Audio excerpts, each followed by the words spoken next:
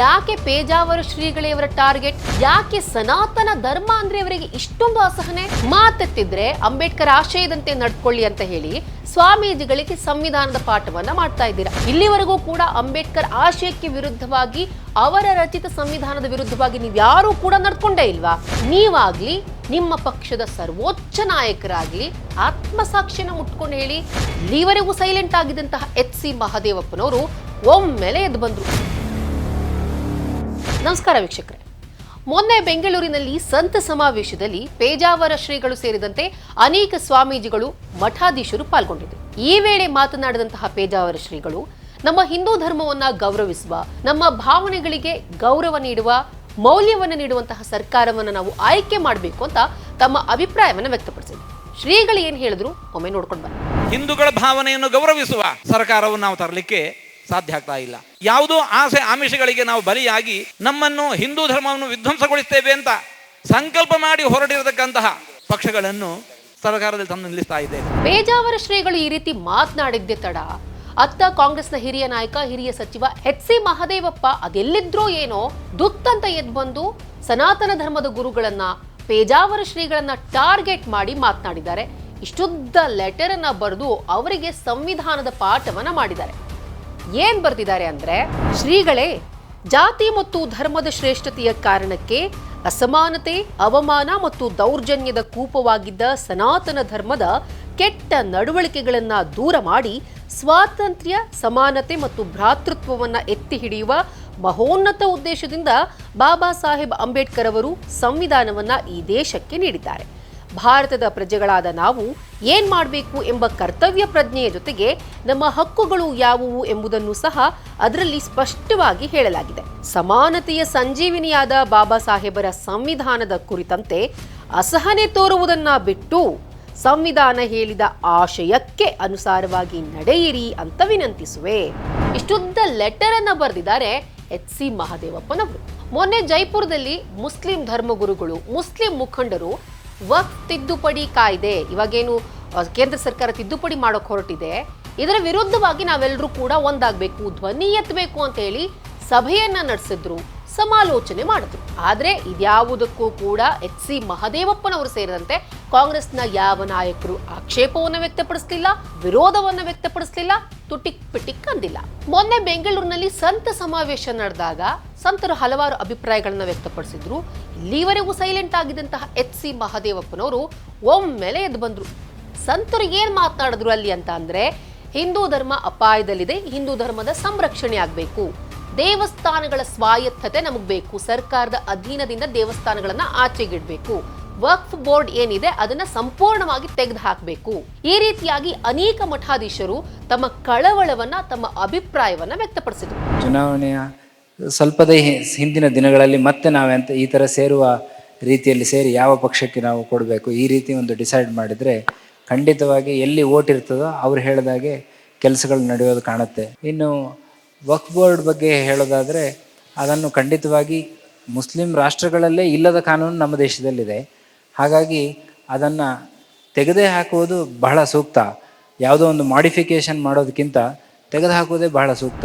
ವಿದೇಶಿ ಶಕ್ತಿಗಳು ಭಾರತದಲ್ಲಿ ಬಹಳಷ್ಟು ದುಡ್ಡನ್ನು ಹಾಕಿ ಮತಾಂತರ ಇತ್ಯಾದಿಗಳನ್ನು ಮಾಡಲಿಕ್ಕೆ ಪ್ರಯತ್ನ ಪಡ್ತಾ ಇದ್ದಾರೆ. ನಾವು ಗಮನಿಸಿದಂತೆ 2018ನೇ ಇಸ್ವಿಯಲ್ಲಿ ಬಂದಂಥ ಒಂದು ಡೇಟಾ ಪ್ರಕಾರ, ಸ್ಟ್ಯಾಟಿಸ್ಟಿಕ್ಸ್ ಪ್ರಕಾರ ಸುಮಾರು 26,000 ಕೋಟಿ ರೂಪಾಯಿ ಭಾರತಕ್ಕೆ ಮತಾಂತರಕ್ಕಾಗಿ ಬರ್ತಾ ಇತ್ತು. ಆ ಕಡೆ ಸಂತರು ತಮ್ಮ ಅಭಿಪ್ರಾಯ ಹೇಳ್ತಿದ್ದಂತೆ ಇತ್ತ ಥಟ್ ಅಂತ ಎದ್ದು ಕೂತ್ಬಿಟ್ರು HC ಮಹದೇವಪ್ಪನವರು. ಅದರಲ್ಲೂ ಉಡುಪಿ ಪೇಜಾವರ ಶ್ರೀಗಳು ಹೇಳ್ಬಿಟ್ರಂತೂ pen, paper, mike, Twitter, letter ಅನ್ನ ಹಿಡ್ಕೊಂಡು ರೆಡಿ ಇರ್ತಾರೆ ಮಹದೇವಪ್ಪನವರು ಹಾಗೂ ಇನ್ನುಳಿದ ಕಾಂಗ್ರೆಸ್ ನಾಯಕರು. ಏನ್ ಅವಸರ, ಯಾಕೆ ಗಡ್ಬಿಡಿ? ಯಾಕೆ ಪೇಜಾವರ ಶ್ರೀಗಳೇ ಅವರ ಟಾರ್ಗೆಟ್ ಗೊತ್ತಿಲ್ಲ? ಯಾಕೆ ಸನಾತನ ಧರ್ಮ ಅಂದ್ರೆ ಅವರಿಗೆ ಇಷ್ಟೊಂದು ಅಸಹನೆ ಗೊತ್ತಿಲ್ಲ. ಇದು ಉದಯನಿಧಿ ಸ್ಟಾಲಿನಿಂದ ಪ್ರಾರಂಭವಾಗಿ ಇಲ್ಲಿಗೆ ಬಂತು ಅಂತ ನಾನಂತೂ ಅಂದ್ಕೊಳ್ಳಲ್ಲ. ಇದು HC ಮಹದೇವಪ್ಪನವರಿಂದ ಹಿಡಿದು ಅವರ ಸಂಪುಟ ಸಹೋದ್ಯೋಗಿಗಳು, ಸಹವರ್ತಿಗಳು, ಅವರ ಸ್ನೇಹಿತರು ಎಲ್ಲರೂ ಸೇರಿಸಿಕೊಂಡು ಬೆಳೆಸಿಕೊಂಡು ಬಂದಿರೋದು. ಇದನ್ನೇ ಉದಯನಿಧಿ ಸ್ಟಾಲಿನ್ ಅವರು ತಮ್ಮ ಮಾತಿನ ಮೂಲಕ ಹೇಳಿದ್ದಾರೆ.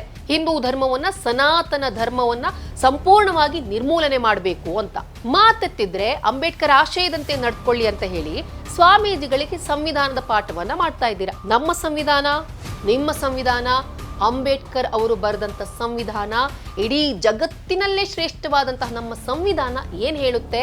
ನಮ್ಮ ಧರ್ಮವನ್ನ ರಕ್ಷಿಸೋದ್ರ ಬಗ್ಗೆ ಎಲ್ಲೂ ಕೂಡ ಮಾತನಾಡಬಾರ್ದು ಅಂತ ನಮ್ಮ ಸಂವಿಧಾನ ಹೇಳಿಲ್ವಲ್ಲ ಸ್ವಾಮಿ. ಓಕೆ, ನಿಮ್ ಪಾಯಿಂಟ್ಗೆ ಬರೋಣ.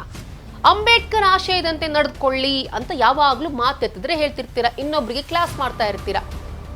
ಆದ್ರೆ ನೀವಾಗ್ಲಿ, ನಿಮ್ಮ ಪಕ್ಷದ ಸರ್ವೋಚ್ಚ ನಾಯಕರಾಗ್ಲಿ ಆತ್ಮಸಾಕ್ಷಿನ ಮುಟ್ಕೊಂಡು ಹೇಳಿ, ಅಂಬೇಡ್ಕರ್ ಅವರ ಮೂಲ ಸಂವಿಧಾನದಂತೆ ನೀವು ನಡ್ಕೊಂತಿದ್ದೀರಾ? ಅಂಬೇಡ್ಕರ್ ಅವರ ಆಶಯದಂತನೇ ನೀವೆಲ್ಲ ಕಾಂಗ್ರೆಸ್ ನಾಯಕರು ಅದನ್ನೇ ಫಾಲೋ ಮಾಡ್ಕೊಂಡು ಬಂದಿದ್ದೀರಾ? ಇಲ್ಲಿವರೆಗೂ ಕೂಡ ಅಂಬೇಡ್ಕರ್ ಆಶಯಕ್ಕೆ ವಿರುದ್ಧವಾಗಿ, ಅವರ ರಚಿತ ಸಂವಿಧಾನದ ವಿರುದ್ಧವಾಗಿ ನೀವ್ಯಾರೂ ಕೂಡ ನಡ್ಕೊಂಡೇ ಇಲ್ವಾ? ನೀವು ಮರ್ತಿದ್ರೆ ನಾನು ಕೆಲವೊಂದು ಉದಾಹರಣೆಗಳನ್ನ ಹೇಳ್ತೀನಿ. ಈಗೇನ್ ಬಾಯಿ ತೆಗೆದ್ರೆ ಅಂಬೇಡ್ಕರ್ ಅವರ ಸಂವಿಧಾನ ಅಂತ ಹೇಳ್ತಿರಲ್ಲ, ಅಂಬೇಡ್ಕರ್ ಅವರ ಸಂವಿಧಾನದಲ್ಲಿ ನೀವೀಗ ಹೇಳ್ತಿದ್ದೀರಲ್ಲ, ಯಾವ ವಕ್ಫ್ ಬೋರ್ಡು ಇರಲಿಲ್ಲ, ಜಾತ್ಯತೀತ ಅನ್ನೋ ಪದನೂ ಇರಲಿಲ್ಲ. ಜಾತ್ಯತೀತ ಅನ್ನೋ ಪದದ ವಿರುದ್ಧವಾಗಿದ್ರು ಅಂಬೇಡ್ಕರ್ ಅವರು. I will give you set of example. ನೀವು ಹೇಗೆ ಅಂಬೇಡ್ಕರ್ ಮೂಲ ಸಂವಿಧಾನದಲ್ಲಿ ಕಾಂಗ್ರೆಸ್ ಯಾವ ರೀತಿ ಬದಲಾವಣೆಗಳನ್ನ ಮಾಡ್ತಾ ಬಂತು ಅಂತ ತಾಳ್ಮೆಯಿಂದ ಕೇಳಿಸ್ಕೊಳ್ಳಿ. 1950ರಲ್ಲಿ ಆರ್ಟಿಕಲ್ 25 ನೆಹರು ಸರ್ಕಾರ ತಂದ ಈ ಕಾನೂನಲ್ಲಿ ಮತಾಂತರಕ್ಕೆ ಸಾಂವಿಧಾನಿಕ ಮನ್ನಣೆಯನ್ನ ನೀಡಲಾಯಿತು. 1951ರಲ್ಲಿ HRCE ಕಾಯ್ದೆಯಲ್ಲಿ ಹಿಂದೂ ಧಾರ್ಮಿಕ ಮತ್ತು ದತ್ತಿ ಕಾಯ್ದೆ ಜಾರಿ ಮಾಡಿ ದೊಡ್ಡ ದೊಡ್ಡ ದೇವಾಲಯಗಳ ನಿರ್ವಹಣೆ ಕಷ್ಟ ಅನ್ನೋ ಕಾರಣ ನೀಡಲಾಯಿತು. ಈ ಮೂಲಕ ದೊಡ್ಡ ದೊಡ್ಡ ಪ್ರಸಿದ್ಧ ದೇವಾಲಯಗಳನ್ನ ಸರ್ಕಾರ ತನ್ನ ತೆಕ್ಕೆಗೆ ತೆಗೆದುಕೊಳ್ತು. ಈ ಕಾಯ್ದೆ ಕೇವಲ ಹಿಂದೂ ದೇವಾಲಯಗಳಿಗೆ ಮಾತ್ರ ಅನ್ವಯವಾಗುತ್ತೆ. ಮಸೀದಿ ಹಾಗೂ ಚರ್ಚ್ಗಳಿಗೆ ಈ ಕಾಯ್ದೆ ಅನ್ವಯ ಆಗೋದಿಲ್ಲ. ಇನ್ನು 1995ರಲ್ಲಿ ವಕ್ಫ್ ಬೋರ್ಡ್ ಕಾನೂನನ್ನ ತಂದಿದ್ದು ಕಾಂಗ್ರೆಸ್. ಈ ಕಾನೂನಿನ ಮೂಲಕ ಕಾಂಗ್ರೆಸ್ ಮತ್ತೊಂದು ಮಹಾಪಾಪವನ್ನ ಎಸಗಿತ್ತು. ವಕ್ಫ್ ಕಾಯ್ದೆ ಅನ್ವಯ ವಕ್ಫ್ ಬೋರ್ಡ್ ಯಾವುದೇ ಜಮೀನಿನ ಮೇಲೆ ತನ್ನ ಹಕ್ಕನ್ನ ಸ್ಥಾಪಿಸಿದ್ರೆ ಮುಗೀತು, ಆ ಜಮೀನೆಲ್ಲ ವಕ್ಫ್ದೇ ಪಾಲಾಗುತ್ತೆ. ಇನ್ನು 2013ರಲ್ಲಿ ವಕ್ಫ್ ಬೋರ್ಡ್ ಕಾಯ್ದೆಗೆ ತಿದ್ದುಪಡಿ ತಂತು. ಈ ತಿದ್ದುಪಡಿಯ ಮೂಲಕ ವಕ್ಫ್ ಬೋರ್ಡ್ಗೆ ಇನ್ನಷ್ಟು ಶಕ್ತಿನ ತುಂಬಲಾಯಿತು. ವಕ್ಫ್ ಬೋರ್ಡ್ಗೆ ಸಂಬಂಧಿಸಿದ ಯಾವುದೇ ಆಸ್ತಿ ಅಥವಾ ಜಮೀನು ವಿವಾದವನ್ನ ಬಗೆಹರಿಸುವಂತ ಹಕ್ಕನ್ನ ಕೇವಲ ವಕ್ಫ್ ಬೋರ್ಡ್ಗೆ ಮಾತ್ರ ನೀಡಲಾಯಿತು. ಇದು ಅಂಬೇಡ್ಕರ್ ಅವರ ಸಂವಿಧಾನದಲ್ಲಿ ಇರಲೇ ಇಲ್ಲ. ಒಂದು ಧರ್ಮವನ್ನ ಹೋಲಿಸೋದಕ್ಕಾಗಿ ಏಕಪಕ್ಷೀಯವಾಗಿ ಅವ್ರು ಏನೇ ಮಾಡಿದ್ರು ನಡೆಯುತ್ತೆ ಅನ್ನೋ ರೀತಿಯಲ್ಲಿ ಫರ್ಮಾನನ್ನ ಹೊರಡಿಸಿದ್ದು ನಿಮ್ಮ ಕಾಂಗ್ರೆಸ್ ಸರ್ಕಾರ. ಅಂಬೇಡ್ಕರ್ ಸಂವಿಧಾನದಲ್ಲಿ ಯಾವ ಧರ್ಮದ ಆಚರಣೆಗೂ, ಯಾವ ಧರ್ಮದ ಭಾವನೆಗೂ ಧಕ್ಕೆ ಆಗಿರಲಿಲ್ಲ, ಅವರ ಧಾರ್ಮಿಕ ಪ್ರಚಾರಕ್ಕೂ ಕೂಡ ಅಡ್ಡಿಯಾಗಿರಲಿಲ್ಲ. ಆದ್ರೆ ನೀವು ಯಾವುದೋ ಒಂದು ಸಮುದಾಯದ ಸಂತರು ಸೇರ್ಕೊಂಡಾಗ, ಹಿಂದೂ ಸಮುದಾಯದ ಸ್ವಾಮೀಜಿಗಳು ಸೇರ್ಕೊಂಡು ಮಾತನಾಡ್ಬಿಟ್ರೆ ಅದು ಹೆಂಗೆ ಸಂವಿಧಾನದ ಉಲ್ಲಂಘನೆ ಆಗುತ್ತೆ ಅಂತ ಹೇಳ್ತೀರಾ? ಅಲ್ಲಿ ಏನ್ರಿ ಮಾತಾಡೋದು ಸ್ವಾಮೀಜಿಗಳು? ಸಂವಿಧಾನದ ಉಲ್ಲಂಘನೆ ಆಗುವಂಥದ್ದು ನಮ್ಮ ಧರ್ಮದ ರಕ್ಷಣೆ ಆಗಬೇಕು ಅಂತ ಮಾತನಾಡ್ತಾ ಇರೋದು. ಮತಾಂತರ ಒಂದು ಪಿಡುಗು ನಮ್ಮ ಹಿಂದೂ ಧರ್ಮವನ್ನ ಇನ್ನಿಲ್ಲದಂತೆ ಕಾಡ್ತಾ ಇದೆ. ನಾವೆಲ್ಲರೂ ಕೂಡ ಒಗ್ಗಟ್ಟಾಗಬೇಕು, ನಮ್ಮ ಧರ್ಮವನ್ನ ಉಳಿಸ್ಕೋಬೇಕು, ನಮ್ಮ ಧರ್ಮಕ್ಕೆ ಅನ್ಯಾಯ ಆಗ್ತಿರುವಂತಹ ವಕ್ಫ್ ಬೋರ್ಡ್ನ ತೆಗೆದು ಹಾಕಬೇಕು. ಇದರಲ್ಲಿ ಎಲ್ಲಿ ಬಂತು ಸಂವಿಧಾನ ವಿರುದ್ಧವಾದಂತ ಮಾತು? ನನ್ಗೆ ಗೊತ್ತಾಗ್ತಿಲ್ವಲ್ಲ. ಸಂವಿಧಾನದ ಆಶಯಕ್ಕೆ ತಕ್ಕ ಹಾಗೆ ನೀವಾಗ್ಲಿ, ನಿಮ್ಮ ಪಕ್ಷದವರಾಗ್ಲಿ ಯಾವತ್ತಾದ್ರೂ ನಡ್ಕೊಂಡಿದ್ದೀರಾ ಮಹದೇವಪ್ಪನವರೇ?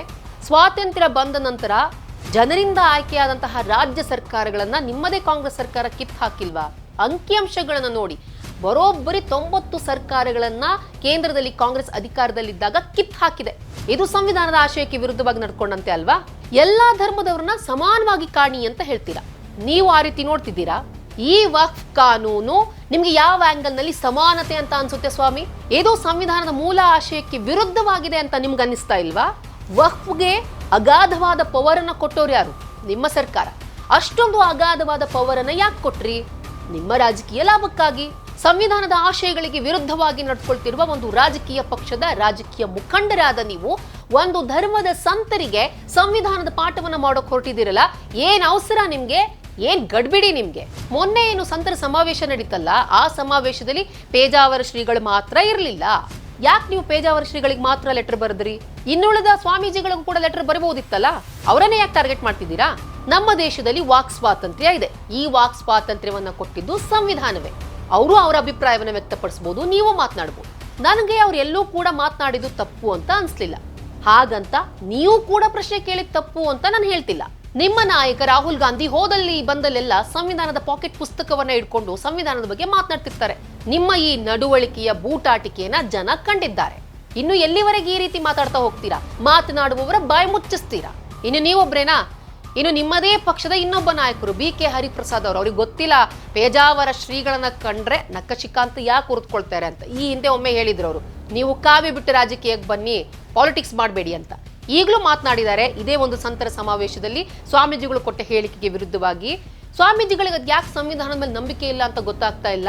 ಸಂವಿಧಾನವನ್ನ ನಂಬದೇ ಇರುವವರು ನಕ್ಸಲೈಟ್ಸ್ಗಳು, ಭಯೋತ್ಪಾದಕರು ಅನ್ನೋ ಅರ್ಥದಲ್ಲಿ ಸ್ವಾಮೀಜಿಗಳನ್ನ ಆ ರೀತಿ ಹೋಲಿಕೆ ಮಾಡಿ ಮಾತನಾಡಿದ್ರ ಗೊತ್ತಿಲ್ಲ. ಬಾಯಿಗೆ ಬಂದಂಗೆ ನಾಲಿಗೆನ ಹರಿಬಿಟ್ಟಿದ್ದಾರೆ ಹರಿಪ್ರಸಾದ್ ಅವರು.